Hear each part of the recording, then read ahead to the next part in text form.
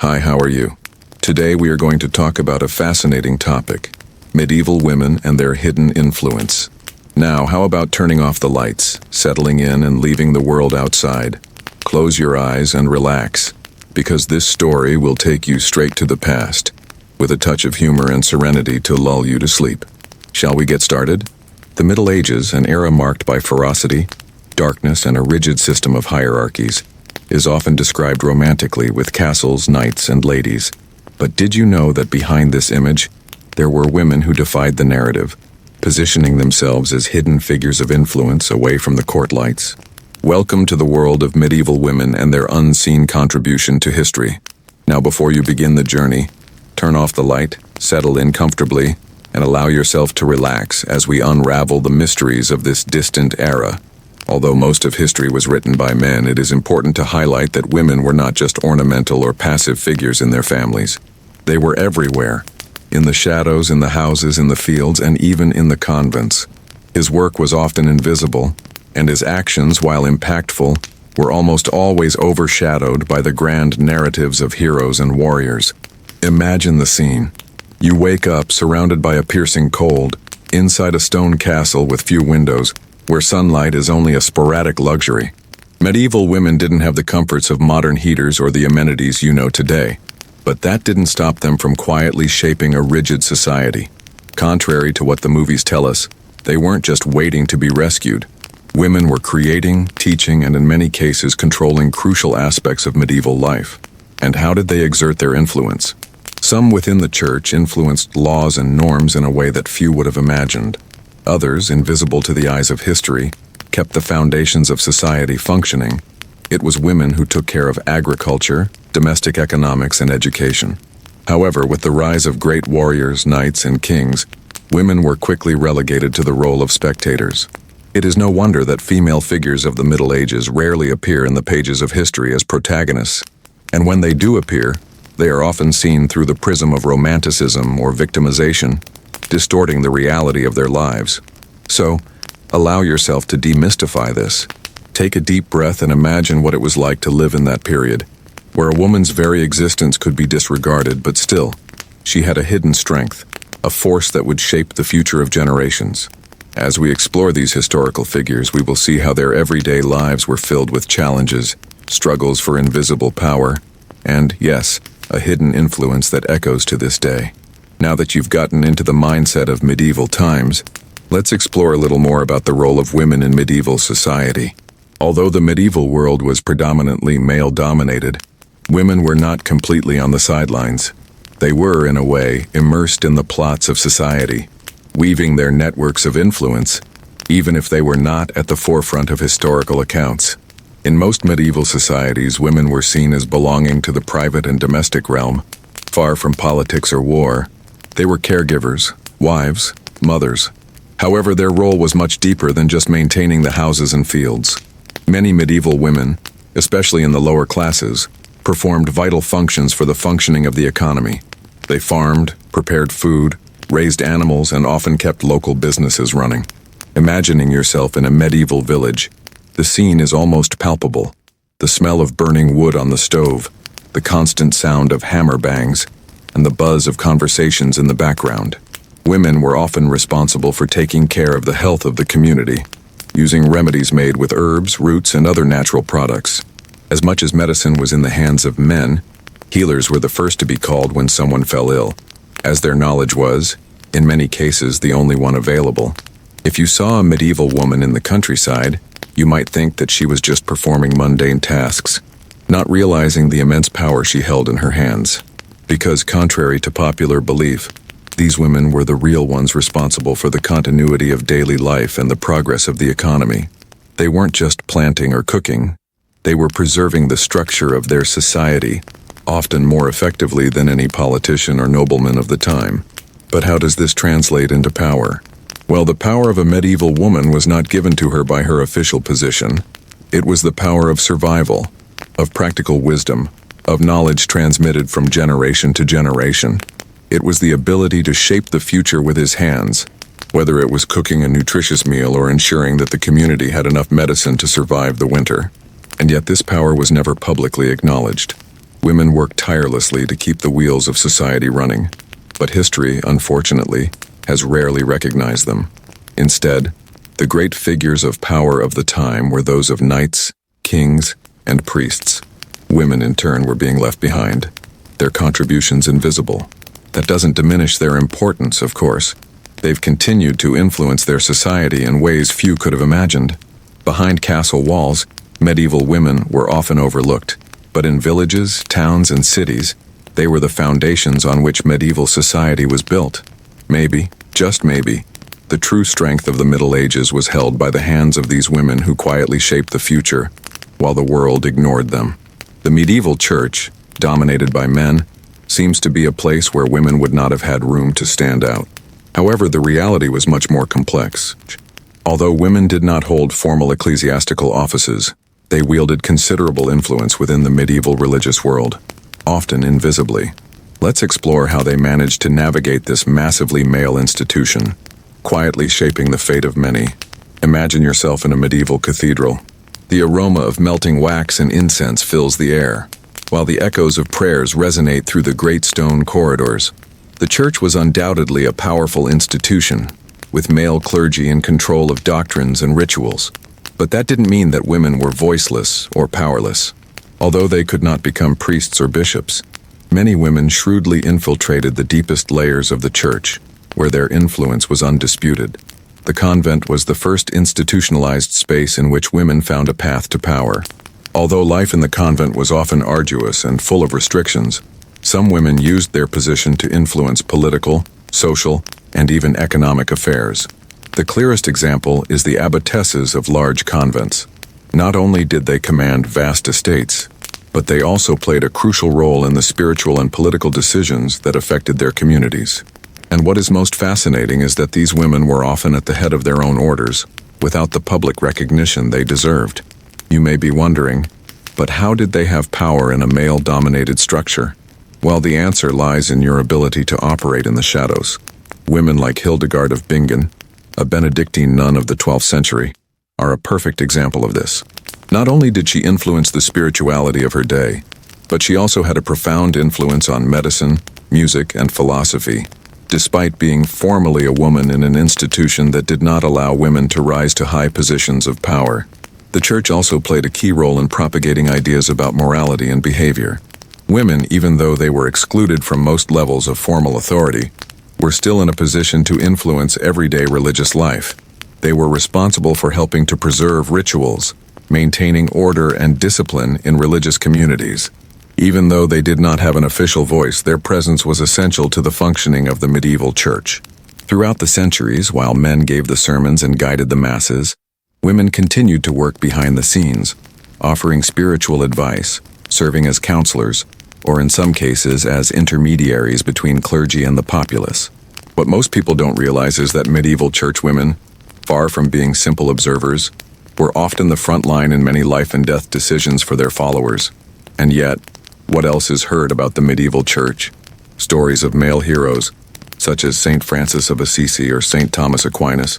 Women, who were so often responsible for sustaining religious daily life, remained, for the most part, invisible to historians of the time. This, of course, does not diminish the enormous importance of her influence, but only highlights the way in which history, to this day, distorts women's contributions. And it is here, in the shadows of the medieval church, that the power of women really shone, not in an obvious or formal way, but as an invisible force that helped shape the spiritual and political ideas of their day. When we think of female figures from the Middle Ages, we are often transported to the scene of the courts of kings and queens, where the glitter of the dresses and the elegance of the balls make us imagine a life of luxury and glamour. However, what we often don't see in the idealized stories about the medieval nobility is the harsh reality that women of this class faced. The lives of noble women, far from the sophistication that the popular imagination sells us, were marked by sacrifices, arranged marriages, and the constant search for security and power in a society dominated by men. Let's start with the scene. A big party at the medieval court, with candles illuminating the hall and the sound of lyres filling the air. You probably see the figure of a woman dressed in fine fabrics adorned with jewels, seemingly in the center of it all. But what is not seen are the invisible pressures that it carries. For the medieval noblewoman, her life was largely defined by her marriage, a marriage that was often not a personal choice but a strategic move to consolidate power and wealth. Women of the nobility were married early, often to men with whom they did not even have an affinity. These unions were not made out of love, but through political and economic alliances. The function of a noblewoman was to secure heirs for the line while keeping the property and family name intact. His education, far from including arts or sciences, was focused on domestic skills and the art of keeping a castle running, from managing servants to overseeing the production of food and clothing. In addition, there was always the constant pressure to be the perfect image of the virtuous woman, who represented the ideal of the nobility. The medieval noblewoman was a virtuous girl, submissive to the authority of her husband, the church, and society. Their value was often measured by their purity and behavior, factors that were constantly watched and controlled. Control over female sexuality was absolute, and the expectation of fidelity was relentless, with few exceptions. While men in medieval courts were busy with their military or political campaigns, women were being treated like chess pieces, positioned to secure advantageous alliances for their families. A marriage could mean the survival or fall of a kingdom. Women, therefore, were not only wives, but also pieces of power that helped ensure control over territories and resources. They were, to some extent, figures of power, but their power was invisible and limited. Those who observe medieval courts today, usually through the lens of movies and novels, forget that women, although surrounded by luxury, were being forced to play a ruthless game, where their own wants and desires were constantly ignored. They were the guardians of a system that imprisoned them in their expectations and responsibilities. A noblewoman was not necessarily a lady of luxury, but often a prisoner of a policy of arranged marriage and social obligations that rarely went beyond her function as wife and mother. However, behind these facades of obedience, many noble women wielded a kind of hidden power. Although they could not govern officially, they often acted as regents or counselors, influencing political and even military decisions without ever appearing in official chronicles. In some courts, they were the silent strategists who helped lead their husbands or sons to the thrones, but they never received the credit. The myth of female nobility, therefore, was nowhere near the life of freedom and elegance that we often see in movies. It was a life of heavy responsibilities, with little room for personal choices. Women were at the center of power, but that power was, in many ways, out of their control. In the Middle Ages, marriage was by no means a personal choice. It was a contract, a political, economic, and social strategy. Women, for the most part, did not have the freedom to choose whom they would marry, nor could they even choose whether they wished to marry. Their fates were often sealed by families who saw marriage as a way to consolidate power, wealth, or territory. In a context where survival and social status depended on alliances, women were, for centuries, seen only as key players in the power game that determined the course of history. Imagine yourself in a medieval house, where the air is loaded with the smell of old wood and simple food. You feel the tension in the environment. A young woman surrounded by her family is instructed on what is expected of her soon: marriage to a man chosen by her father. This marriage would not be a celebration of love, but the construction of a strategic alliance, fundamental for maintaining the status of his family. These arranged marriages were often sealed when the women were still very young. Girls of 12, 13 years old were promised to men who could be twice their age. A medieval woman's life was largely tied to her ability to produce heirs and to manage the domestic duties that came with her new role as a wife. Romantic love was not part of the equation. Marrying someone you loved was a luxury that few women could afford to dream of. You can imagine what it was like to be a young woman in those times, with a life of limited choices, the most important of which would be to ensure that her husband had children, and that those children were heirs to the family's wealth and power. Her existence was defined by the observance of social norms: to be a good wife, a good mother, a good manager of the home. The fact that his personal ambitions and desires were almost always ignored seems like a difficult reality to digest. For the women of the nobility, these unions were even more complex, not only because they involved wealth arrangements and politics, but because they also meant being attentive to the needs of their families and the pressure of securing succession. The wives of kings and nobles had the crucial function of producing legitimate heirs, and not having a son meant putting the entire lineage at risk. This made marriage not only an obligation, but a task loaded with immense strategic value. However, while these women didn't have much control over their husband's choice, that doesn't mean they all conformed. Many women in positions of power have managed to manipulate these situations in their favor. Some managed, in fact, to guarantee greater autonomy or make alliances that gave them more power within the court. The most famous of these is Eleanor of Aquitaine, who, although she was married to two different kings, had a profound impact on the political and military issues of the time. But her trajectory was not common. Most medieval women did not have this flexibility, and when thinking about the realities of these arranged marriages, it is impossible to ignore the profound inequality that existed. Men made their choices based on tangible gains such as wealth or land, while women had no power over their own destiny. And for ordinary women, the situation was even more serious. Arranged marriages meant in many cases being forced to live alongside men with whom one had no affinity, and this process was not limited to the upper classes. Even in the lower classes, where marriage was also seen as a way to ensure survival and continuity of work, women's personal choice was completely out of the question. You may be wondering, how did these women cope with this lack of control over their own destinies? In many cases, they learned to live with it, not because they passively accepted it, but because survival depended on adaptation. And so, women who were not allowed to choose who they married often had to find a way to create a space for themselves within the limitations of medieval society. In the end, medieval marriage was not just an act of love, but a mechanism of control and power, in which women's voices were rarely heard. They were at the center of society, but they were seen only as instruments to ensure the perpetuation of an established order, with no room for their own desires. When one thinks of medieval battles, the first image that comes to mind probably involves armed knights, their swords and shining armor, riding on bloody battlefields. However, if we look closely, we can realize that while women were not on the front lines of most battles, they also played crucial roles, often as silent heroines and warriors behind the scenes. His contributions to medieval conflicts, although little recognized, were essential to the unfolding of many battles and victories.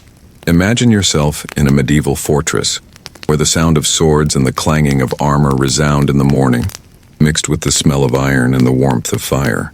While the knights and warriors were ready for battle, there were also women prepared to face war differently, such as doctors, spies, and even warriors in disguise. One of the most notable examples of women directly involved in battles is Jeanne d'Arc, or Joan of Arc, a French peasant woman who stood up against the English occupation during the 100 Years' War. Although not a formally trained military strategist, Joan was a charismatic leader who inspired French soldiers and played a decisive role in the victory at the Battle of Orléans.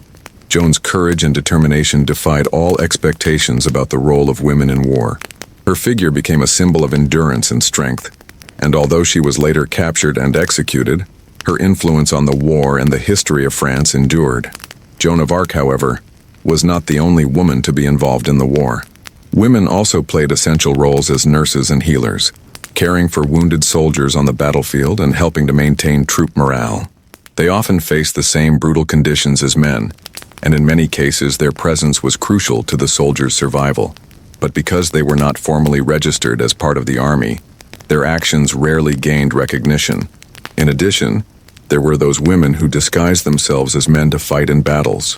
Historically, some women dressed in armor and participated in wars to protect their countries or their families. The most famous of these women was probably the mother of Toussaint Louverture, a leader in the struggle for independence from Saint-Domingue, present-day Haiti, who infiltrated enemy troops, playing a crucial role in the events leading up to independence.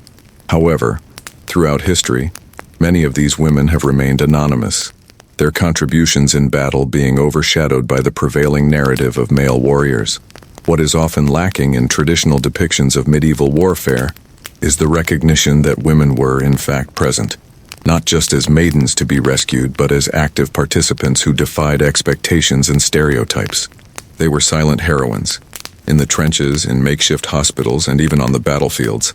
Their courage often went unnoticed, and their actions remained anonymous. In addition, it is worth considering how women's participation in medieval battles was largely defined by their circumstances. Women did not have the same access to military training as men, but that did not prevent them from engaging in decisive struggles. They were strategists, healers, spies, and in some cases, warriors, waging an invisible war that required cunning, strength, and endurance. Therefore, when looking at medieval history, it is essential to rethink the idea that women were absent from battles. They were, in fact, protagonists in their own struggle, a struggle for power, for rights, and, above all, for survival. Their contributions were crucial, even if their names were not written in the most glorious pages of military history. The life of women in the lower classes of the Middle Ages was harsh, without the luxuries of the courts or the privileged position of the nobles. Many women lived in conditions of extreme poverty, being servants or peasants who worked on the lands of their feudal lords. Although their names were rarely recorded in history, working-class women were the backbone of the medieval economy, sustaining food production and maintaining social order, all while facing a grueling routine full of hardship and sacrifice. Imagine yourself in a medieval village where land is your only source of livelihood. The smell of cut grass and damp earth fills the air as you work from sunrise to sunset, with no rest breaks. Peasant women spent their days in the fields, sowing, harvesting, cleaning, and caring for animals, and all this without even being recognized for their vital contribution. However, they were essential for the functioning of medieval society. They were not only caretakers of the households, but also guardians of the agricultural production that fed everyone. The routine of these women was relentless. They woke up before dawn to start working in the fields, often with small children in tow. The activities were heavy, carrying buckets of water, planting seeds, reaping the fruits of the hard work of the land. The day ended when the sun went down, and fatigue was a constant. Peasant women were also responsible for managing the households, cooking, taking care of hygiene, preparing clothes and utensils for daily survival. It was a cycle that never ended. Even in difficulties, peasant women were the ones who most of the time kept families together. They were the caregivers of the home, the ones responsible for teaching their children about life, and often, they were the ones who preserved the local culture, transmitting knowledge about herbs, natural remedies, and agricultural practices that helped ensure survival. However, despite their importance, they were deeply subjugated by the feudal system and patriarchal social structure. The lives of the women servants, in turn, were even more limited. They were tied to the feudal lord's land and were considered the property of the lord, without any property rights of their own. Servants worked on the lord's lands, but they were also responsible for various household tasks, such as cooking, cleaning, washing clothes, and taking care of the noble's children. Although some women served in more specialized tasks, such as weavers or cooks, their freedom was virtually non-existent. If a servant girl married, her husband and children also became the property of the feudal lord. The life of the servants was, therefore, a life without choice and without freedom. The harsh reality of these women was even more evident when thinking about health issues. Unsanitary conditions in the villages and rudimentary medical care often resulted in illnesses that affected both the women and their families. Diseases were common, and access to treatment was scarce since medicine was in its infancy. When they became ill, many women simply waited to die, as medical treatment was a privilege of the elite. Although peasant women and servants were the most affected by these conditions, they also had a key role in preserving local culture and history. Through his hands, traditions were passed down from generation to generation. They were responsible for telling stories, keeping the memory of the community alive, and ensuring that traditional knowledge was not lost over time. Working-class women were not just passive figures in medieval society. They were the foundations on which communities were built. But despite their importance, these women were rarely recognized by history. Their efforts, their resistance, and their contribution to the maintenance of medieval society were often in the shadows, while the historical heroes were always the men who were in positions of power. The work of peasant women and servants was essential, but remained invisible, a contribution often forgotten. Still, they were there, doing work that no one else could do, sustaining the medieval world with their calloused hands and resilient hearts. In the Middle Ages, knowledge of herbs and natural remedies, which we now call alternative medicine, was largely dominated by women. However, this traditional wisdom, passed down from mother to daughter, was eventually distorted and criminalized, particularly when the church began to associate pagan and healing practices with witchcraft. Women who were seen as healers or midwives, with vast knowledge of medicinal herbs and healing techniques, often became the target of accusations of witchcraft, being persecuted and burned at the stake. Imagine yourself in a field filled with fresh herbs and wildflowers. The smell of rosemary, lavender, and chamomile mingles in the air as you prepare an herbal infusion to soothe aches or fevers. For medieval women, this was everyday life, learning, throughout their lives, the properties of plants which were fundamental to treat common ailments, from colds to more serious illnesses. Knowledge about nature and medicinal plants was closely linked to everyday life, and many women were responsible for keeping this knowledge alive. But in a context of growing church power and fear of unfamiliar forces, many of these traditional practices began to be viewed with suspicion. Any woman who demonstrated extraordinary abilities for healing was quickly labeled a witch, especially if her ability seemed to defy logic or church teachings. The fear of witchcraft spread rapidly, and with it the persecution of women who possessed knowledge about the healing arts. During the height of the witch hunt, which took place between the 15th and 17th centuries, thousands of women were accused of witchcraft, often based on false accusations and superstition. The accusation of witchcraft could arise from a simple misunderstanding. A woman who knew how to heal with plants, for example, could be seen as someone with supernatural powers, and therefore an easy target for the inquisitors of the church. Without a fair defense, they were often sentenced to death, burned alive in the public square, and their families were often ruined. Interestingly, many of these women were just practicing what today would be considered common medical knowledge. They helped alleviate the suffering of their communities with herbal remedies, simple healing techniques, and hygiene practices that could prevent disease. However, this popular knowledge was widely despised by the ruling class and religious leaders, who saw it as a threat to their authority. What disturbed the inquisitors most was the fact that the women who practiced these cures were largely outside the control of men and religious authorities. They possessed a wisdom that was not taught in schools or monasteries, but that was rooted in oral traditions and lived experience. This wisdom provided a certain degree of power, something that the authorities of the time deeply feared, especially if that power was wielded by women. The so-called witches were not the evil figures that history later portrayed, but women who were often trying to help their neighbors and their families survive in a world where medicine was primitive and ineffective. They were simply doing what they knew best, healing and helping, using the knowledge that previous generations of women had passed on to them. However, the combination of fear, ignorance, and misogyny resulted in a system that criminalized female knowledge.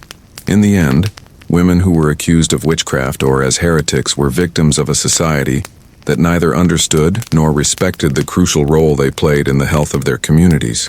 The stigma of the witch was perpetuated for centuries, and the true nature of these women, caregivers, healers, masters of popular knowledge, was forgotten. Only in more recent times has history begun to reevaluate these women, recognizing their vital contribution to the health and well-being of medieval societies. The legacy of these women healers, though hidden for so long, remains in many of the natural remedies and practices we use to this day. What was once seen as witchcraft is now recognized as valuable knowledge, and this is how history, in its cruelest form, has distorted and erased the true strength of these women. But if we look closely, we can see its invisible presence in modern medicine, in the care of nature, and in the ancestral wisdom that continues to heal us.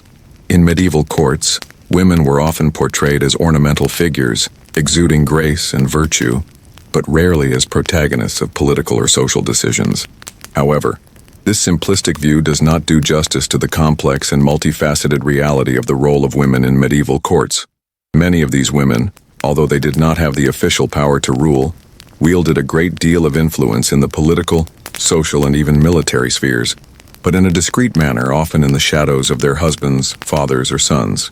Imagine a grand medieval court, brimming with nobility, where jewels sparkle and fine dresses sway gently with movement.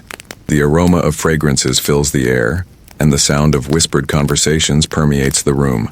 Here, women could be seen at public events, but their true influence was rarely explicitly acknowledged. They were, in fact, the mothers of politics, those who, behind the scenes, manipulated alliances and decisions through a web of connections, promises, and even subtle manipulations. Women at the medieval court, especially queens and counselors, often played crucial roles in dynastic decisions, such as marrying their children or supporting certain claimants to the throne. Although they were not the queens officially recognized by kings or rulers, they possessed significant power in influencing dynastic decisions through strategic alliances and marriage arrangements. Marriage, to a large extent, was one of the greatest tools of power, and women were the managers of this process. High-ranking ladies also played crucial roles in building political stability. Regents, such as the famous Eleanor of Aquitaine, were essential to the governance of their territories while their husbands were away, in war, or in other political activities.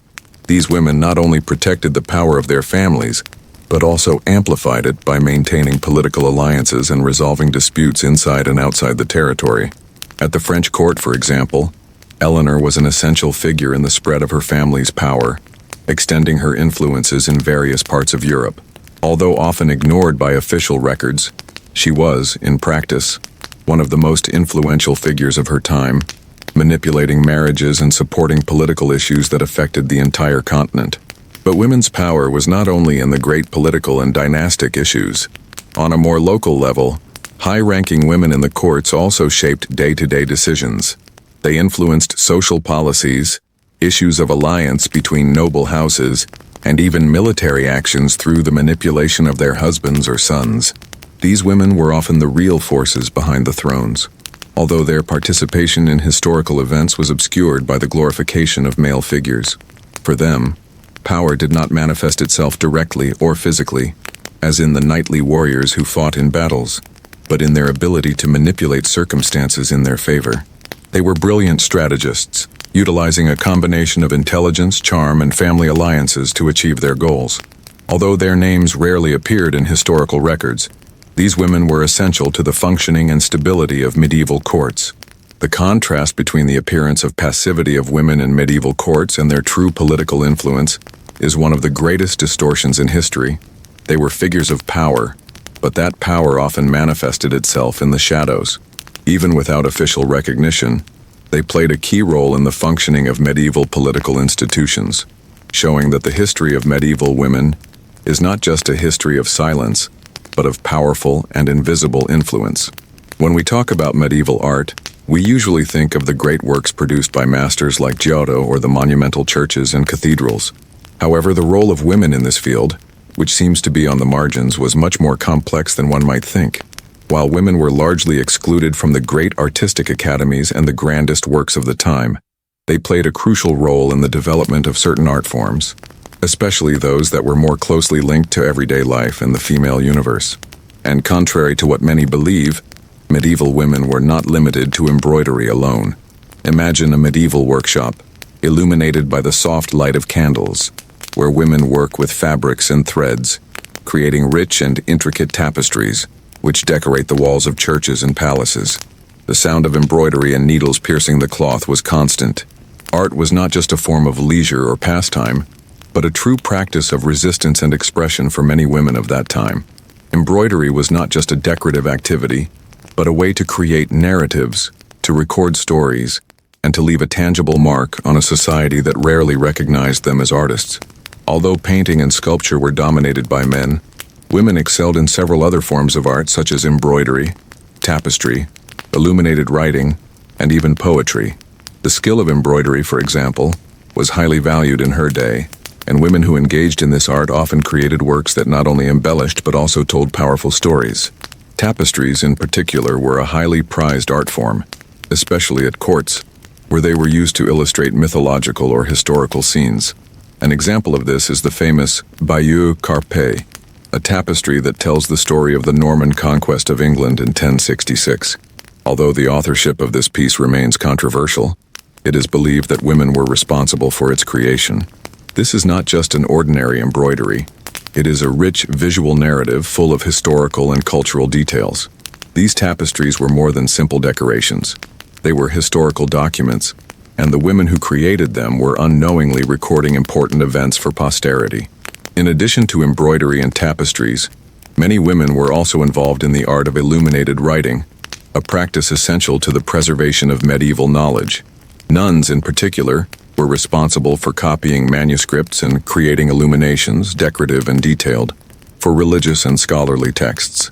Enlightened writing was not only an art form but also a means of preserving the religion, culture, and knowledge of a time when few had access to books or formal education. The work of these women, which may seem small at first glance, was vital for the preservation of medieval knowledge. While men were involved with the grandiose art of temples and cathedrals, women were making the art of homes, communities, and collective memory. They were not only creating decorative objects, but also weaving stories, preserving knowledge, and, through art, influencing the historical narratives that have come down to us. Today, as we look at these works, we can see not only the technical skill but also the quiet power of medieval women. They have left their mark on history, often invisibly, but no less important. The artistic work of women in the Middle Ages teaches us that art is not only about the grand and the visible, but also about what is created in the shadows, on the margins of society, where female voices were often the most silenced. Although the history of medieval art has been dominated by great male names, it is crucial that we recognize the women who, with their embroidery, illuminations, and poetry, played a key role in preserving the culture and shaping the historical narratives of this era. They weren't just voiceless maidens. They were artists, creators, and narrators of their own stories. While women in the Middle Ages were often limited in their roles in society, nuns played a significant role that transcended conventional expectations. Living in convents, away from the eyes of the world, they were not simply seeking a life of prayer and contemplation. Many medieval nuns wielded considerable power over politics, economics, and education, and were true hidden forces in the shadows of the church and medieval society. Visualize the interior of a medieval convent: thick stone walls, the soothing sound of prayers, and the smell of burning candle wax. Nuns, though trapped in a life of celibacy and religious devotion, had access to a power that many men of the time did not possess. They managed property, educated girls, and often influenced local political decisions. In a society where education was a rarity, nuns were often the only women to have access to reading and writing, allowing their voices to be heard, even if, for the most part, they were silenced in the historical record. The convent was, in fact, one of the few institutions where women could have some degree of freedom. While most women in medieval society were kept under the constant surveillance of husbands or fathers, nuns enjoyed a certain autonomy. They were responsible for managing large estates of land and wealth, often as administrators or even abbesses, with enormous influence over local finances. The ability to control vast amounts of land and wealth gave them considerable political influence, although it was camouflaged under the cloak of their religious life. A clear example of this was Hildegard of Bingen, a Benedictine nun of the 12th century, who not only wielded great spiritual power, but also had a profound influence in the fields of medicine, music, and philosophy. Although she was a woman dedicated to religious life, Hildegard used her position to write treatises on science and health, as well as compose music that is still appreciated today. His spiritual authority was recognized even by the popes, and his ideas were often consulted on matters of morality and theology. Hildegard was not just a nun. She was a thinker whose contributions echoed through time, a clear example of how women, even in the convent, could be intellectually powerful. In addition to their intellectual contributions, nuns also played an important role in the preservation of knowledge. They were responsible for copying manuscripts and maintaining monastic libraries, which held religious and scientific texts that would otherwise have been lost. Women in the medieval church were essential to the preservation of knowledge, at a time when books were rare and expensive. The work of nuns, copyists, and scribes was one of the most effective ways to ensure that classical literature, as well as theological texts, survived over the centuries. Despite all their contributions, the nuns were not free from the limitations imposed by medieval society. Even in positions of power and influence, they were subject to strict rules of behavior and life. The position of abbess, for example, offered a significant level of autonomy, but was still subordinate to the authority of the church. The nuns were limited by the expectation that their actions would always be in line with religious norms and the rules of the convent. Still, the power of the medievalist nuns was undeniable.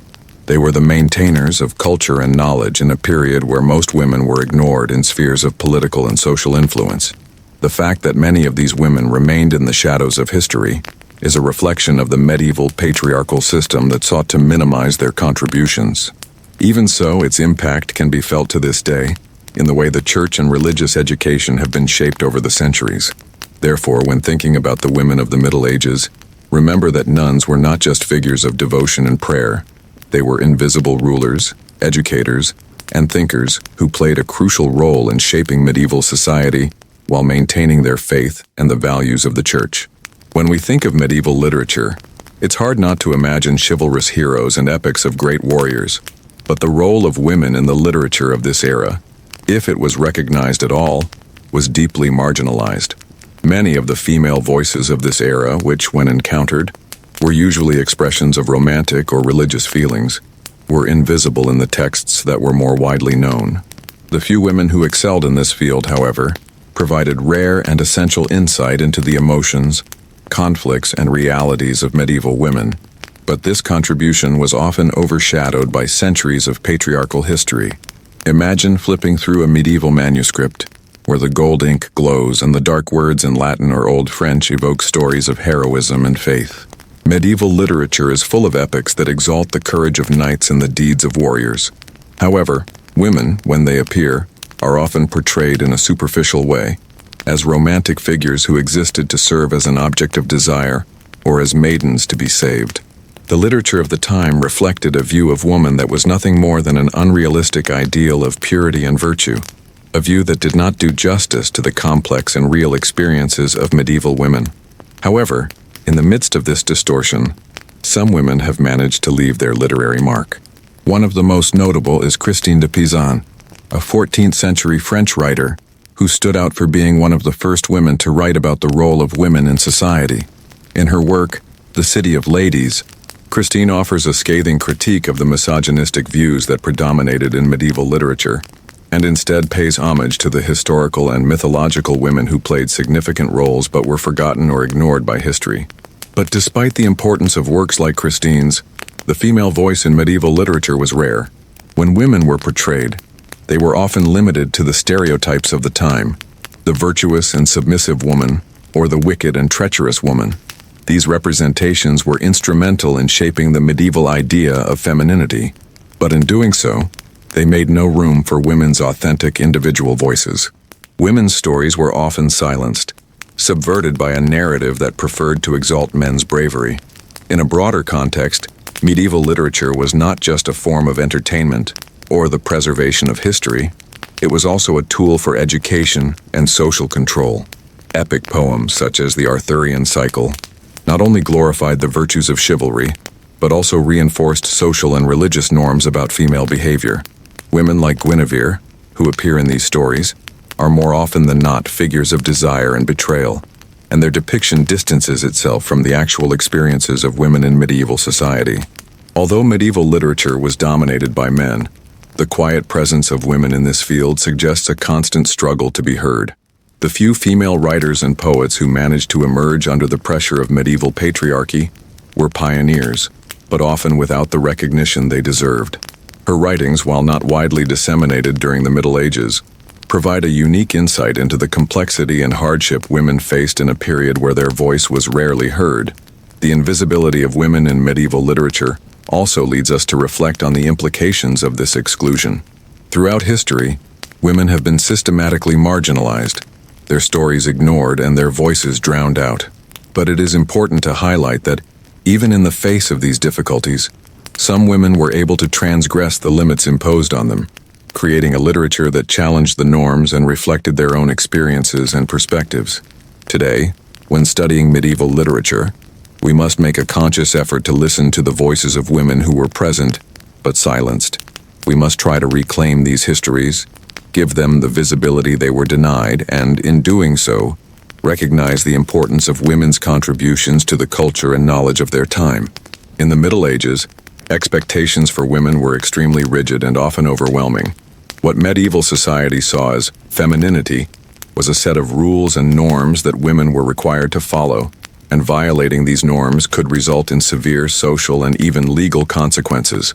Women were constantly evaluated for their purity, behavior, and ability to maintain domestic order, without the possibility of questioning this system. The abyss of expectations was vast and unforgiving, and any woman who failed to live up to those expectations faced a life of shame, repression, and often exclusion. Imagine a young medieval woman living in a cold stone house where the smell of fresh bread mixes with the smell of wood in the fireplace. She is constantly watched, not only by the eyes of her father or husband, but also by the society around her, which imposes a set of standards of behavior that she must follow without question. From childhood, medieval women were taught that their main function in life would be to be a wife and mother. The expectation of sexual and moral purity was almost an obsession. She had to be pure until marriage and, after that, faithful and submissive to her husband. This pressure to conform to the ideals of virtue and chastity was stifling. There was no room for failures or deviations. A woman should be submissive, quiet, obedient, and silent. Personal freedom was a luxury that no woman could afford to have. The punishment for women who did not follow these rules was severe. They could be isolated from society, dishonored, or even persecuted. The case of women accused of witchcraft, often for defying these norms, is a clear example of how any non-standard behavior could be fatal to a woman's reputation and life. Medieval society saw women as vulnerable beings, whose honor was closely linked to their virginity and chastity. Their identity and social value were largely defined by their ability to follow these rigid expectations. Therefore, a single mistake, such as an extramarital relationship or disobedience to her husband, could ruin her life and that of her family. The focus of society was on ensuring that women were a guardian of morality, an ideal that was constantly reinforced by the church and the nobles. Misogyny disguised as virtue dominated the discourses of the time, limiting women to a life of personal sacrifice and lack of autonomy. And where was the freedom for these women? The freedom to express yourself, to make choices, to have ambitions that went beyond the walls of the house? It simply did not exist. Women who have tried to break out of this rigid mold, whether to pursue education, participate in public activities, or question the morality imposed on them, have often been marginalized and, in some cases, punished severely. Education, for example, was seen as unnecessary for women whose main functions were to be wives and mothers. Few women, such as Hildegard of Bingen or Christine of Pisan, managed to stand out as thinkers and writers in an age that reserved this privilege almost exclusively for men. The expectation for medieval women was an invisible straitjacket, impossible to escape, stifling, a life of conformity to norms that not only limited their actions, but also denied their individuality. There was no place for personal dreams or aspirations. What mattered was for the woman to fulfill her social role, to be a good wife, a good mother, a good housewife. Anything else was considered deviation. However, what history does not tell is that many women, despite being bound by these expectations, managed to create subtle forms of resistance. They maintained between the lines of their obligations a silent resistance, using their healing skills, administration, or even their networks of friendship to influence situations in an invisible but impactful way. Some women, such as the abbesses, used the power of their positions within the church to challenge social and political norms, creating spaces for leadership and education for other women. Therefore, as we reflect on the abyss of female expectations, in the Middle Ages we must remember that no matter how harsh and restrictive social norms were, women always found ways to circumvent these expectations. They have created spaces for themselves, albeit often invisibly, through their skills, social networks, and cunning. Their resistance, subtle as it was a mute cry against a system that tried to crush them.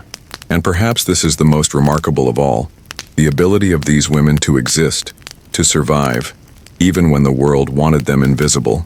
In the Middle Ages, the history of major battles and political decisions is dominated by kings, knights, and generals. Yet behind these figures of power were women who wielded a silent influence, often invisible to the eyes of history, but with a profound impact on the politics and wars that shaped the fate of entire nations. Although they rarely figured in official chronicles, these women had considerable power, often acting as advisors, regents, or intermediaries between different factions, and in some cases, even as military leaders. Visualize a council room in the medieval court, where the air is heavy with the smell of candles and incense. While the men discuss war strategies and political decisions, a woman with silent authority watches and listens attentively. Although she does not have the formal right to make decisions, her presence and influence are indisputable. She can be a wife who wields a great deal of influence over her husband, or a mother who manipulates politics through her heir son. However, this influence was rarely recognized or fairly recorded. Women like Eleanor of Aquitaine are clear examples of this invisible power. As Queen Consort of France and then of England, Eleanor was not just a wife. She was a skilled politician, a woman who, on many occasions, was more influential than her husband. She was a leading supporter of the Second Crusade, a military event of great importance. However, its impact on medieval politics was often overshadowed by the dominant narrative of history, where royal power was always associated with men. By supporting her family and her political alliances, Eleanor helped shape the fate of Europe, even if, in the eyes of history, she was often reduced to the role of wife. Another notable figure is Isabella of Castile, whose influence on Spanish politics was crucial in the unification of the country. She, alongside her husband Ferdinand of Aragon, not only played a central role in the wars of the Reconquista, but was also instrumental in domestic politics, education, and the economy. Although the traditional narrative tends to glorify the male figures who participated in the Reconquista, Elizabeth was an indispensable political force, coordinating military and diplomatic decisions.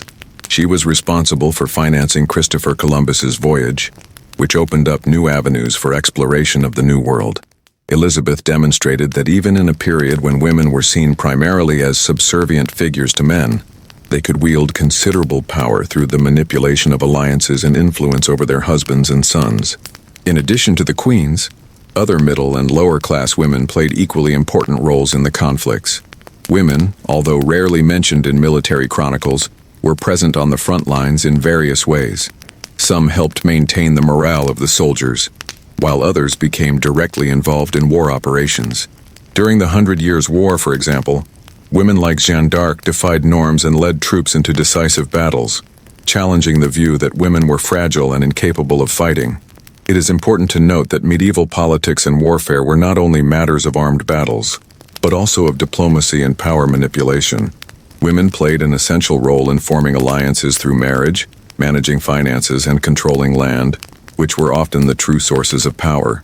They used their marriages as a political tool and, in many cases, were the key to maintaining the balance of power between the kingdoms. However, the historical recognition of this female influence has been minimalized. History has traditionally favored the deeds of male warriors and rulers, and the role of women in war and policy decisions has often been underestimated or ignored. Instead of being recognized as the leaders they really were, many of these women were left on the margins of official history, and their accomplishments were obscured. This historical erasure of women in medieval politics and warfare serves to underscore an inconvenient truth. Women's power was often minimized, even when they were at the center of the most crucial decisions. Women, even at a time when their autonomy was severely restricted, found ways to shape the course of history. But this influence was rarely fairly recognized. If we look closely, we will see that the power of medieval women was, in fact, intertwined with the greatest political and social transformations of the time. Women's lives in the Middle Ages were deeply marked by inequality, especially when it came to prostitution. Medieval society saw women largely as pure and submissive figures, but there was a part of the female population that was literally on the margins of this idealization: prostitutes. Prostitution was a common practice in all social classes, and the women who were forced into this profession were not most of the time seen as victims, but as sinners or outcasts. However, behind this moralistic and stigmatized image, there were complexities that need to be challenged and understood. Imagine a busy street in a medieval town, where the sound of hurried footsteps and quick conversations echoes through the stone buildings. The smell of roast meat and fresh bread mixes with that of dust and stagnant water. In the midst of this scene, some women remain in a corner, watching, waiting. For them, the options were few, and their lives were defined by choices that were not really choices. For many, prostitution was the only way to ensure survival in a society that saw them as the property of men, where their only utility was tied to motherhood or servitude. Medieval prostitution was not simply a matter of morality, but also of economic survival. While some women were forced into prostitution due to extreme poverty or lack of options, others did so strategically, seeking a source of income to support themselves or their families. In this context, Prostitution was not only a degrading profession, but a pragmatic choice within the limitations imposed on medieval women. In fact, many working-class women saw prostitution as a means of moving up the social ladder or securing financial resources that would otherwise be unattainable. Prostitutes were not simply invisible to medieval society. They played social roles that, although stigmatized, were often indispensable for the functioning of cities. Houses of prostitution, for example, were often places of social entertainment, where men and women met to discuss business, make deals, or even escape the monotony of their lives. At the same time, prostitution also had a practical function in some communities. In some cities, the authorities regulated prostitution, requiring women to register, undergo medical examinations, and pay taxes, which made the profession a recognized and regulated part of society. On the other hand, the social stigma surrounding prostitution was fierce. Women who worked on the streets or in brothels were often dishonored, called sinners, and marginalized. Regardless of the reasons they were in the profession, the church, as the moralizing institution of the time, condemned prostitution as a sin, and women who engaged with it were often rejected by society. In many areas, prostitutes were isolated from social life and subjected to persecution, humiliation, and severe punishment. Medieval laws were not kind to prostitutes, and many of them faced severe penalties for behaviors that were actually a consequence of the economic and social conditions in which they lived. And yet, as stigmatized as they were, some medieval prostitutes used their profession as a form of resistance. They negotiated the prices of their services, controlled their own spaces, and some even managed to accumulate wealth. Even the most marginalized, who found themselves pushed into prostitution by extreme poverty, were often able to form support networks among themselves, resisting the oppression of a system that saw them as disposable. Stealthily and often quietly, the women of medieval prostitution found ways to exert power and agency over their own lives, doing what they could to maintain their dignity and autonomy in a world that basically told them they were less than human. As we reflect on the lives of medieval prostitutes, we must put aside simplistic and moralistic ideas about the profession. They were not simple victims or figures of contempt. They were women who were dealing with a ruthless system, which offered them very few alternatives. And in doing so, they showed, in one of the most difficult moments of their lives, a form of silent resistance, working within the constraints imposed on them to ensure some control over their destinies. Therefore, when looking at medieval prostitution, we must reevaluate the view that history has presented us with about these women. They were not just body professionals in a society that marginalized them, but women who fought for their survival and dignity in a world that gave them so few options. Their resistance, though often invisible, was undoubtedly a form of silent power, a power that must be recognized. Although written history has given little prominence to the role of women in the Middle Ages, their contributions and deeds have often survived through oral traditions. The unsung heroines of the time were not recorded in the history books, but their stories were passed down from generation to generation, told by the campfire, among villages, and at family gatherings. These women were true protagonists of their communities, playing crucial roles whether as leaders, healers, or warriors, but their stories were overshadowed by the dominance of male narratives that prevailed in the historical record. Imagine yourself on a cold night, sitting around a crackling fireplace, listening to an elder tell stories of heroic figures. Among the stories of kings and knights, there are accounts of women who, despite not being officially recognized, played equally important roles in the struggle for the survival and well-being of their communities. These women were not necessarily on battlefields, but they were on the front lines of cultural, social, and even political resistance. Oral traditions were, for many women, the only form of resistance against historical invisibility. They used public and private spaces to construct their own narratives, celebrating not only their victories, but also their daily struggles. Many of these stories, though largely forgotten by official history, have survived through songs, ballads, and poetry passed down orally, passing from one generation of women to another. For example, the warrior women of popular legends, who faced invading forces to protect their villages and families, represented an archetype of the woman who defied the expectations of medieval society.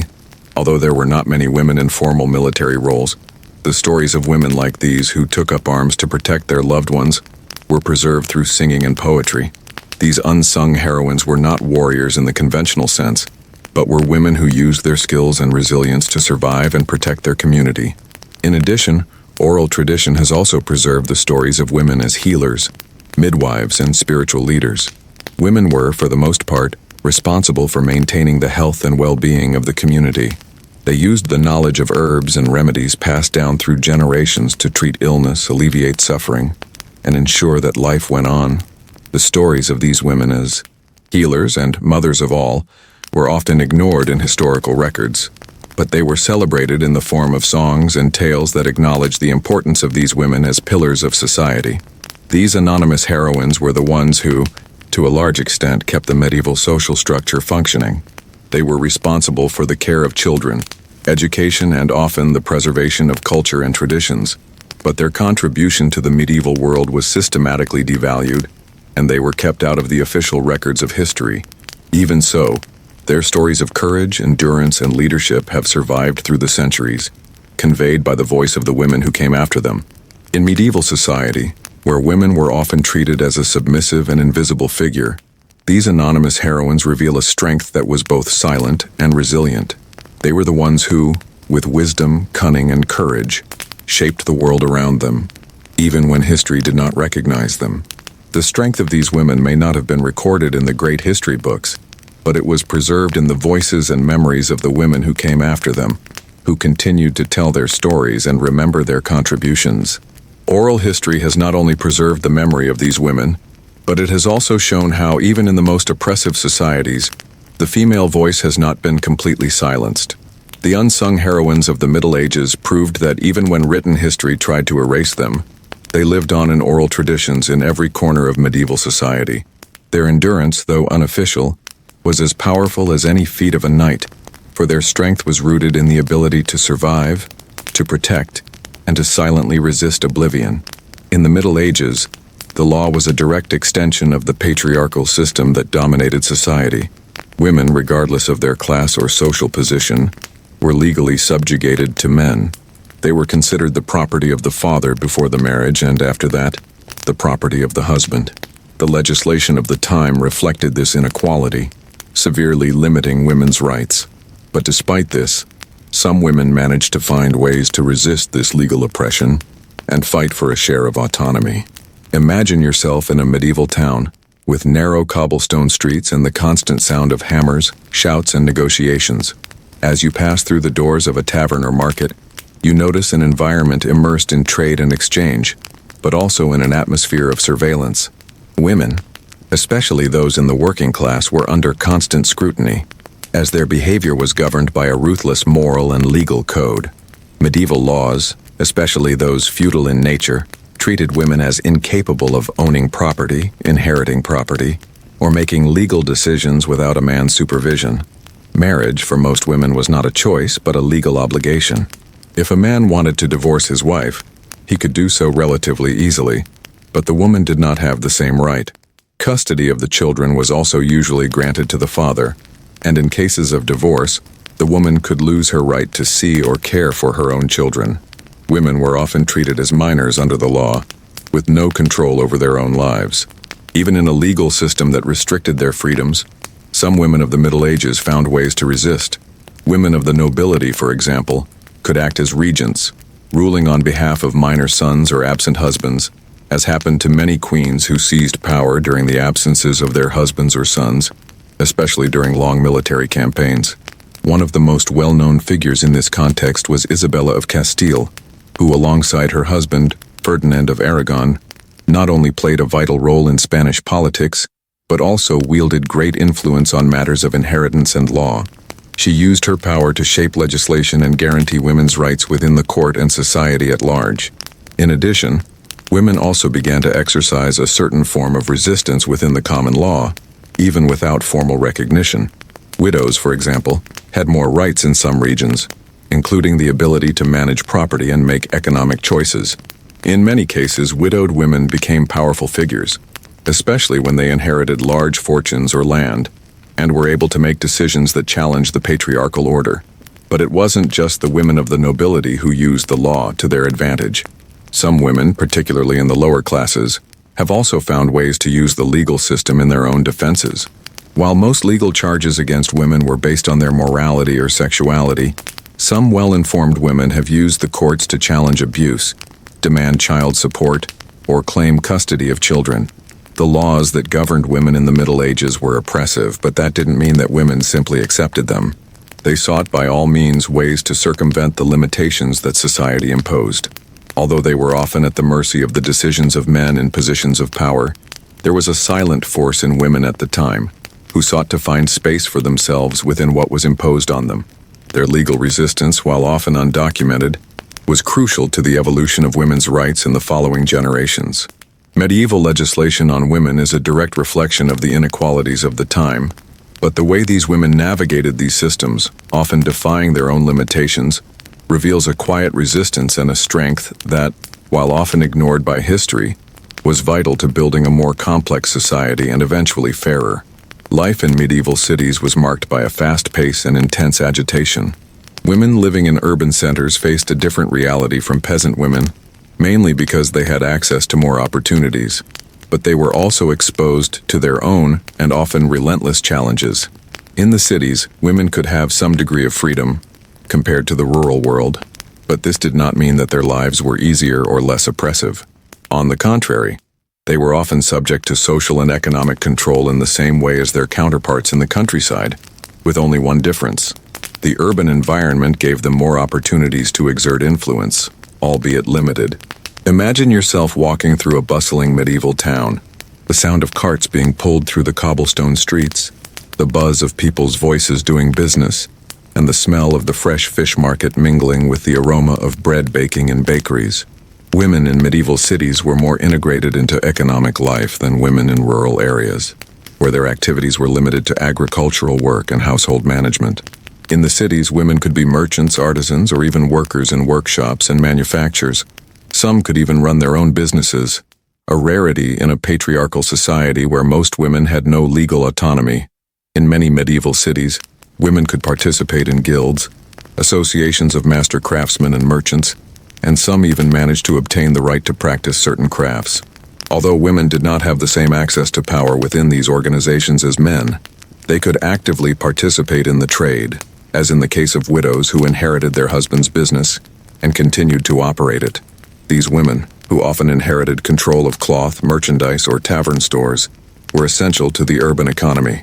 Trade, especially in the larger cities, offered women opportunities that were unthinkable in the countryside. They could buy, sell, trade, and in some cases negotiate contracts.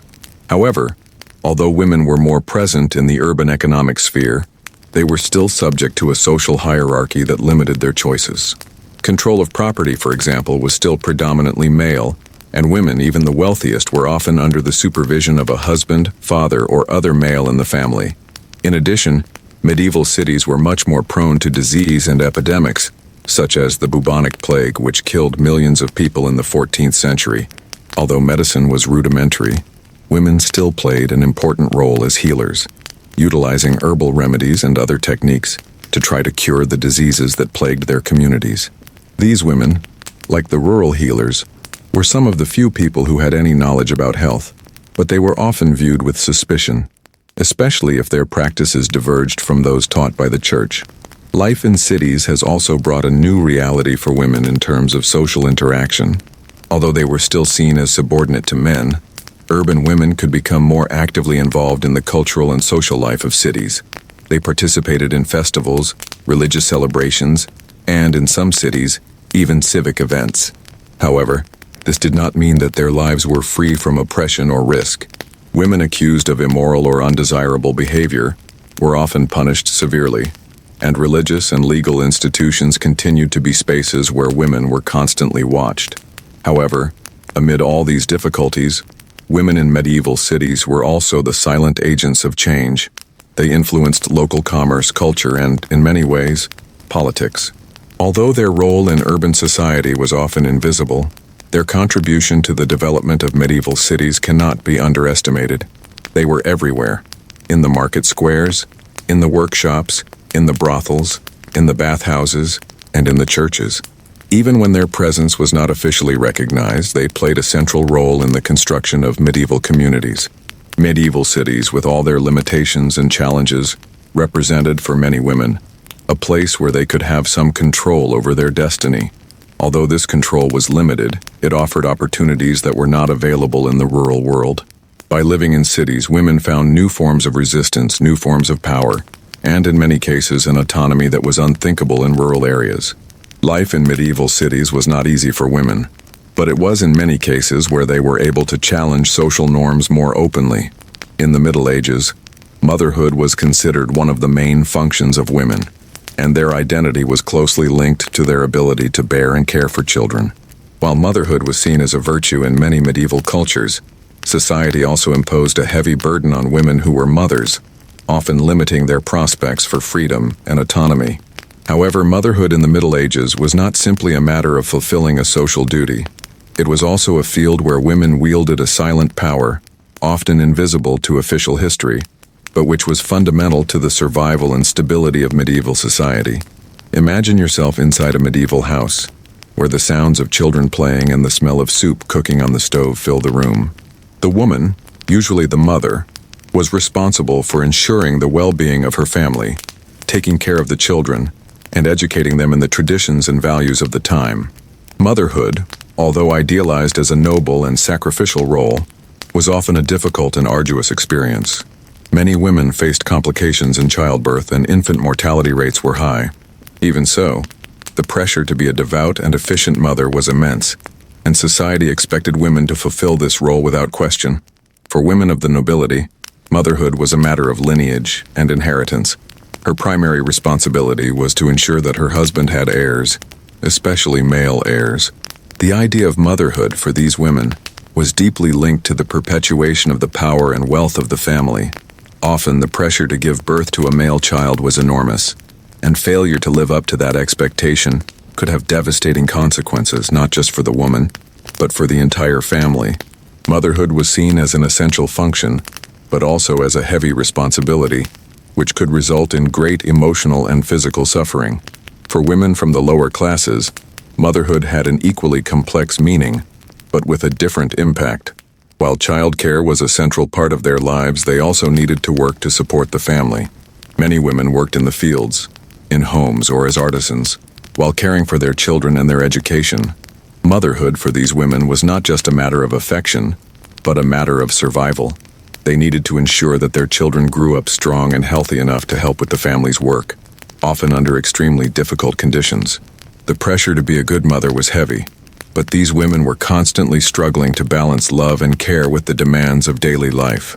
The experience of motherhood was equally challenging for women suffering from infertility, a problem that was often seen as a personal or divine failing. In medieval society, a woman's ability to conceive children was directly linked to her identity and worth. Women who were unable to have children were often marginalized, and their lives were defined by a sense of inadequacy. However, the difficulty in conceiving children also brought to the fore solidarity among women, who often came together to support each other in times of grief or frustration. Motherhood, however, was not only a duty imposed by society or the church, but also a deeply personal and emotional experience. Medieval women, even under the harsh restrictions of their time, found ways to cultivate affection and love for their children, and in many cases, mothers played a vital role in preserving cultural and spiritual values in families. Although their actions were often not officially recognized, medieval mothers were primarily responsible for passing on knowledge, religion, and morality to the next generation. They were the guardians of tradition, shaping society through the education of their children. Although motherhood was often idealized in the Middle Ages, it was also impregnated with sacrifice and suffering. Women were pressured to fulfill the role of mother without question, but they also found ways to wield profound power within that experience. Medieval mothers were not just passive figures of devotion, but women who, despite the limitations and challenges imposed by society, played a central role in the continuity of families, cultures, and medieval society itself. Therefore, when looking at motherhood in the Middle Ages, we must remember that it was not only an imposed duty, but also a source of silent power. Women, with their ability to create and educate, formed the backbone of medieval society. His contribution, often invisible and unrecognized, was fundamental to the construction of the medieval world. and to the preservation of traditions that would continue to be passed down from generation to generation. Although women in the Middle Ages were often seen as subordinate to men, they played crucial roles in the preservation and transmission of knowledge. In a society where formal education was rarely accessible to women, many of them were the custodians of knowledge in their families, communities, and even within the church. Even when women could not directly access schools or universities, they preserved cultural traditions and passed on essential knowledge, often without the recognition they deserved. Imagine a medieval house, where a mother or grandmother sits next to the fire telling stories or teaching the child to recognize the herbs that grow around the village. Although access to formal education was limited, popular knowledge and oral traditions were passed down from generation to generation. Women, as caregivers, educators, and transmitters of culture, had a fundamental role in preserving the identity of their communities. In addition, nuns and some women of the nobility had access to sources of knowledge that other women could not access. Religious women, especially nuns, were often responsible for copying manuscripts and preserving ancient books. They had access to monastic libraries, and were often the only women with the necessary education to preserve the knowledge of the past. Women such as Hildegard of Bingen and Abbess Hroswitha of Gandersheim, for example, used their knowledge to write theological and literary works, contributing to the development of religious and intellectual thought in medieval Europe. They were undoubtedly the custodians of knowledge in an age where women rarely had access to this power. Even outside the church, many women have acted as custodians of knowledge vital to the survival and well-being of their communities. The healers, who were largely women, possessed a deep knowledge of herbs and natural remedies, essential for folk medicine. Many of these women were the only sources of medical care available, especially in rural areas, and their ability to treat illness and injury was a vital component of medieval public health. Although many of these practices were later discredited and associated with witchcraft, they were actually a reflection of many women's ability to cope with the adversities of medieval life. These women, even without formal access to education, were constantly engaged in the preservation of knowledge and culture. They were responsible for transmitting religious, cultural, family, and practical teachings, ensuring that, despite the marginalization and limitations imposed, knowledge continued to circulate. For example, women in peasant communities were the holders of knowledge about agriculture, food preparation, household management, and child rearing. While this knowledge was often considered informal or domestic, its importance cannot be underestimated as it underpinned the structures of medieval society.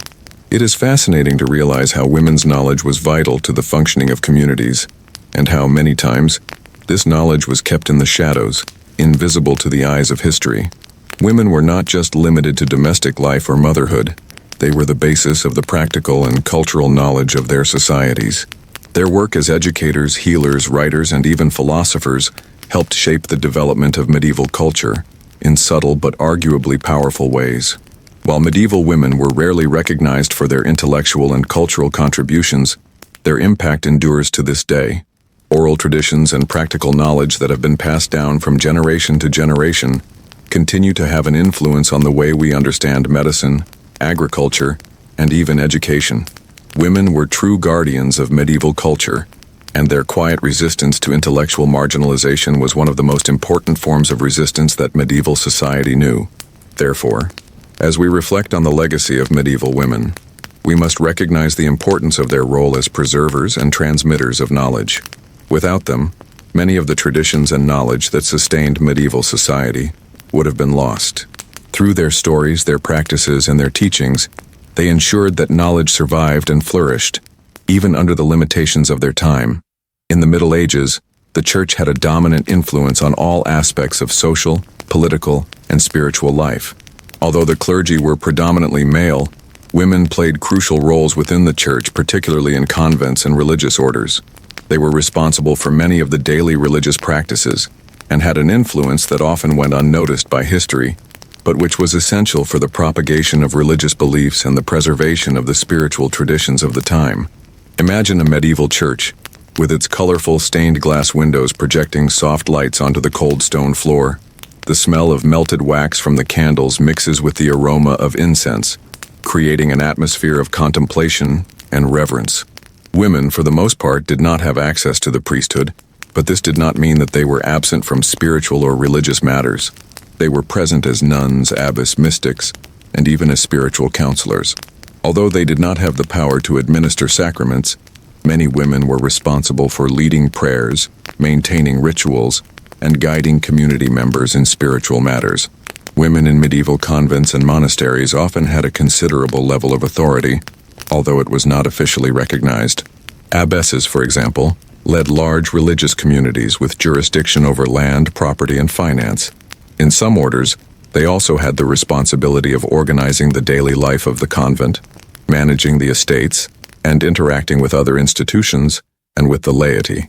Women like Hildegard of Bingen, who was not only a nun but also a theologian, philosopher, writer, and composer, exemplify how women had a profound impact on the church and religious practices of the time.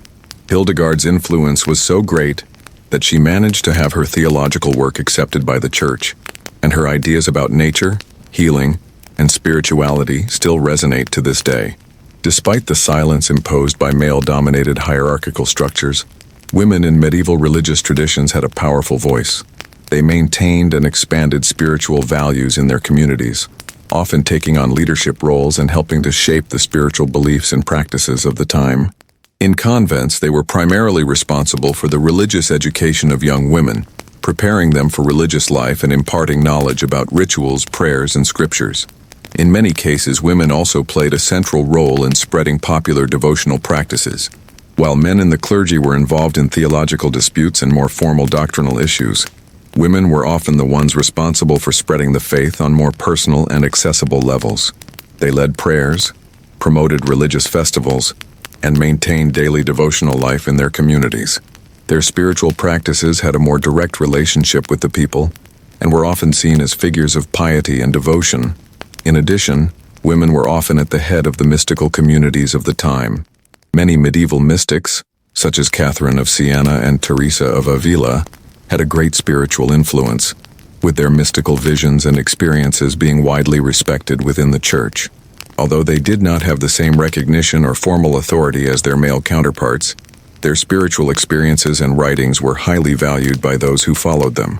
They contributed to medieval spirituality in a deeply personal way, transforming their views and practices into something that directly touched people's everyday lives. However, the medieval church was also far from being a space of universal acceptance for women. Although they had considerable influence, they were still restricted in terms of official authority. The church imposed strict rules on women, especially in religious orders. Subordination to male authority was a key characteristic, and women, even within the church, were often relegated to secondary roles. Many women who challenged themselves or stood out in nonconformist ways were viewed with suspicion or even persecuted. The relationship of women with the medieval church was therefore complex. They played essential roles in spiritual and religious life, but at the same time they were limited by male-dominated hierarchical structures. His influence, while significant, was often invisible in official history. However, when looking closely, we see that women were fundamental to the construction and sustenance of the medieval church, and their contribution to the preservation of religious and spiritual traditions must be recognized. Medieval medicine was a field full of mystery and superstition, and yet many of the women who dedicated themselves to healing, to making use of herbs and natural remedies, were considered witches or criminals.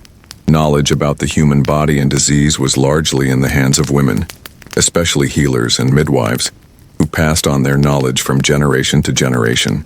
However, this practice of female healing was often misinterpreted and criminalized by the church and society, being considered as a threat to the religious and scientific authorities of the time. Visualize the environment of a small medieval village, where the cure of illness and the relief of suffering depended largely on knowledge of nature and herbs. The strong smell of dry plants and the warmth of a fire where medicines were prepared for the sick permeate the air. Women, in large part, were responsible for providing home remedies, practicing folk cures, and assisting in childbirth. Many of these healers were seen as the only sources of relief at a time when medicine was rudimentary and illnesses often fatal. Despite their importance to the health of communities, these women were often the target of mistrust and hostility. The medieval church viewed the practice of herbal healing and the use of unofficial methods as a violation of religious doctrines.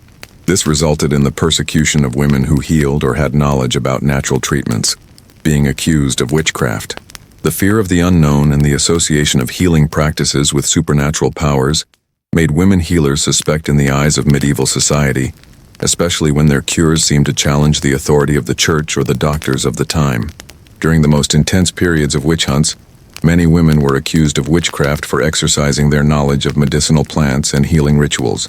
They were often judged to be responsible for unexplained illnesses or the death of someone, even though their practices were, for the most part, harmless. The difference between a woman healer and a witch was often determined by superstition and popular perception. A woman who used an herbal remedy to relieve a fever could be accused of casting witchcraft if something went wrong. These persecutions have profoundly affected the practice of women's medicine. Many women who were once respected as healers have come to be feared and hated. In addition, the stigma related to folk medicine made it difficult for women trying to heal in their communities.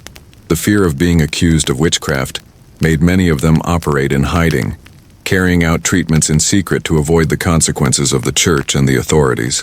But women in medieval medicine were not only at risk due to accusations of witchcraft, they also faced a significant gender barrier to recognition of their work. Official medicine at the time was dominated by men, and women were often excluded from universities and medical schools. As a result, much of the knowledge about healing, disease, and the human body was systematically relegated to informal practices, where women maintained control. This knowledge was in the hands of working-class women and religious women, such as nuns, who played vital roles in education and the preservation of medical knowledge. Despite all these limitations and persecutions, women healers continued to be an essential part of medieval medicine, and their work endured even if in a disguised form. Although medieval universities were closed to them and medicine was largely controlled by men, women found ways to continue their work, often in secret. They were the custodians of vital knowledge, preserving the healing methods that had been passed down through centuries, though often without recognition or respect. However, over time, women's work in medicine was slowly being suppressed. The advance of more formalized medicine, often associated with the clergy and universities, led to the marginalization of healers and midwives. Their practices were progressively discredited in favor of more scientific and masculine medical methods. But the legacy of these women, whose knowledge helped save countless lives, remains important to this day, as many of the healing practices we use today have roots in medieval folk medicine. Women healers in the Middle Ages were not only victims of a patriarchal society and an oppressive religious system, they were in fact the pioneers of folk medicine, using practical wisdom and skills passed down from generation to generation. His contribution, although not recognized at the time, was fundamental for the advancement of medicine and for the preservation of medical knowledge that was often left aside by official history. In medieval cities, guilds were essential associations that regulated business practices and professions. Although the guilds were predominantly composed of men, there were also a significant number of women who actively participated in these organizations, especially in the guilds of crafts, trade, and services. Women, though often relegated to lesser roles or viewed with suspicion for defying social norms, were key to the economic and social functioning of medieval cities, utilizing their cunning and skills to influence markets and production networks. Visualize a bustling medieval market with cobblestone streets filled with vendors, customers, and merchants exchanging goods. The aroma of fabrics, leather, fresh bread, and spices fills the air. Women, often widows or belonging to artisan families, were responsible for a significant portion of the business transactions and production of goods. They operated stores, ran small manufacturing facilities, and in many cases were directly involved in the production and sale of items such as clothing, food, and household items. However, their contributions were often ignored or underestimated by history, even though they had a substantial influence on local economies. Widowed women were, in fact, some of the most powerful within the guilds. When a man died, leaving a workshop or shop behind, it was his wife or daughter who often took over the business. They often took the reins of weaving, sewing, baking, or even exotic merchandise stores, becoming respected and influential merchants despite the discrimination they faced. In addition, some women were also organizers of women's guilds, or were associated with men's guilds as auxiliaries or collaborators, ensuring a certain economic autonomy within a system that often denied them equal rights. In many medieval towns, guilds had strict rules about who could enter and what was expected of members. But in some areas, women found ways to operate within this system. Guilds of seamstresses and weavers, for example, were some of the most common in cities like Paris and London, where women could find their place alongside men. Although it was difficult for them to obtain the same formal recognition or participate in administrative decisions, many women found ways to establish their own trade networks and thrive within the limitations imposed by medieval society. An interesting feature of medieval guilds is that while formal rights of ownership and participation were limited for women, guilds in some cases allowed women to own their own businesses and even accumulate wealth. Women were often hired as midwives, laundresses, or seamstresses, and their position within these guilds ensured that their skills were recognized, even if in a roundabout way. They often kept the guilds running while the men were engaged in other activities, or in some cases, when their husbands were away to fight in wars or participate in trade trips. The involvement of women in guilds has also led to an increase in solidarity among them. Women from different social classes and professional abilities came together within these associations, creating a network of mutual support. They shared knowledge, exchanged experiences, and were often able to gain a certain level of security and power within a system that generally viewed them as inferior. However, despite the importance of women in guilds, their contribution has often not been officially recognized. Guilds were mostly male organizations, and women were often treated as auxiliaries or subordinates. Even when women excelled within guilds, their deeds were rarely recorded, and their economic impact has been largely erased by history. However, even without due recognition, women's work in medieval guilds was essential to the economic structure of the cities of the time, and they played a key role in trade, production, and the management of urban life. When looking at medieval guilds, we must remember that women were there, not just as secondary figures, but as active participants, responsible for the continuity of trade and production. They created and managed businesses, expanded trade networks, and helped shape local economies, often defying the social and economic expectations of their time. His contribution, silent but powerful, was an invisible force that underpinned the foundations of medieval urban growth. In medieval society, women were mostly subordinate to men, whether as daughters, wives, or mothers. However, when the death of a husband occurred, widows often found a unique opportunity to take on a more active and independent role, which defied the norms of the time. The life of a widow in the Middle Ages was often a life of challenges, but also of possibilities. Although widows did not have equal rights with men, they did have an autonomy that was rare for married women, especially with regard to property and the management of goods. Imagine yourself in a medieval house where the pain of loss mixes with the feeling of a new beginning. The widow, now alone, must deal not only with grief but also with the administration of land, property, and even business, depending on the social and economic status that she and her late husband possessed. In a feudal system, the married woman was usually seen as her husband's property, with no real right to property or land. However, when she became a widow, the woman could, in some cases, take control of her goods and property, which gave her unusual autonomy. The medieval widow was often the administrator of the lands and goods that had been inherited from her late husband. She was responsible for ensuring the continuity of agricultural production, the maintenance of properties, and the distribution of wealth within the family. In many cases, she was also responsible for the financial well-being of her children, and depending on the context, could even make investments in new ventures such as shops, workshops, or additional land. Her position made her an important figure in the local economic structure, especially in rural areas. However, widows were not entirely free from limitations. Although they could inherit and control property, their legal position was still unstable and depended on recognition from other authority figures, such as the feudal lord or the clergy. Widows were often supervised by a male tutor or counselor until their children came of age. Even so, they enjoyed a degree of independence that married women rarely experienced. This autonomy was more common among widows of the upper and middle classes, who owned considerable goods and property. In the lower classes, however, the widow often found herself in a situation of economic vulnerability, especially if she had no children or family members to help her. In addition, widows had the right to remarry, and this remarriage, like the first, had significant implications for inheritance and control of property. Some widows preferred to remain single, enjoying their newfound freedom, while others remarried, seeking financial security and support to manage their assets and property. The widow was thus not an isolated or resourceless figure, but a woman who could, in many circumstances, shape her own destiny, especially if she was willing to negotiate and manipulate the inheritance and property systems. However, despite the greater freedom that some widows could experience, their lives were not without difficulties. Medieval society still viewed women, regardless of their status, as belonging to a patriarchal system that limited their choices.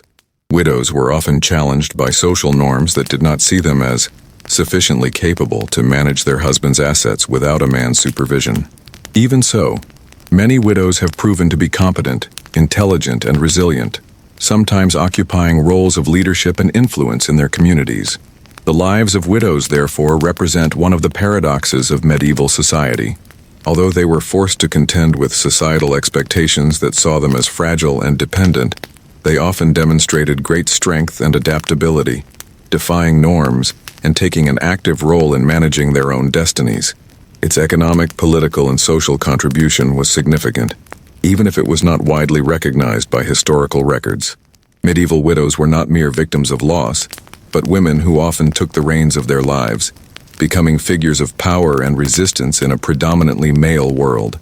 The Middle Ages were a time of immense struggle, not only for the great battles fought in distant fields, but also for the small daily battles that women faced to have their voices heard, their rights respected, and their contribution recognized.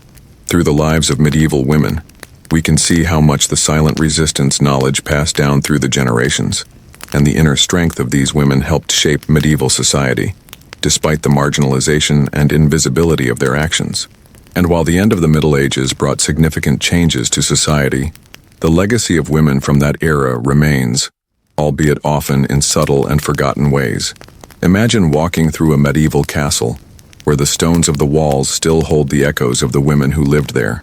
The sound of the wind crashing against the stained glass windows is soft, but it brings with it memories of a time when women played crucial roles in maintaining the structures of power and culture.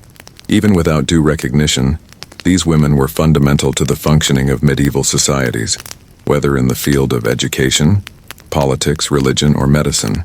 The end of a medieval era did not erase the impact these women had on their communities. On the contrary, their contributions were passed down through the generations and ended up in some way shaping the future. The changes that occurred throughout the medieval period, such as the growth of cities, the development of trade, and the dissemination of knowledge, opened doors for more women to influence society. However, medieval women were still often limited by patriarchal structure and control of male-dominated religious and political institutions. Even so, the fact that many women, such as abbesses, healers, queens, and widows, have managed to make their mark in the most challenging spheres of medieval life is a testament to their quiet power. The legacy of these women was not only in terms of policies or tangible achievements. They were the transmitters of cultural, religious, and social values, and their stories, often narrated indirectly, are immortalized in oral traditions, healing practices, and the arts that have survived. Like the women at court who helped shape dynastic alliances, or the healers who provided healing in the shadows of communities, they held societies together during turbulent times, providing the foundation upon which many of the great transformations of modern history would be built. However, many of these women, whose contributions were vital to the medieval world, have been forgotten or erased by mainstream history.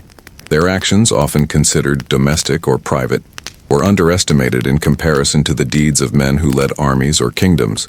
However, as history is being rewritten and women's accounts begin to be more widely recognized, medieval women are gaining the visibility they deserve. They were women of power, in their own way and on their own terms, and their influence extended beyond the physical boundaries of the castle or convent. Although the Middle Ages came to an end with the emergence of new modes of governance, technology, and science, the women who lived in this period left a legacy that cannot be easily erased. Their stories have largely gone unnoticed, but now they are beginning to be revealed and appreciated in a fairer way.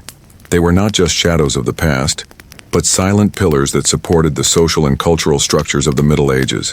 As we turn our attention to the present and reflect on the contributions of women in all spheres of life, we can realize that the legacy of medieval women still lives on in our cultural, religious, and social practices.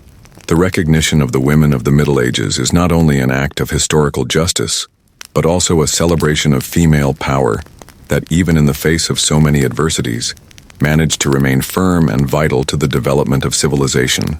The end of a medieval era, therefore, is not the end of their stories, but just the beginning of a new chapter in how we understand the impact of women in history. Now, as you prepare to relax and let the memories of that time gently pass through your mind, remember that the story of medieval women was not a story of silence, but of resistance and hidden power. They were the caregivers, the healers, the warriors, and the leaders who, through it all, helped shape the course of an era.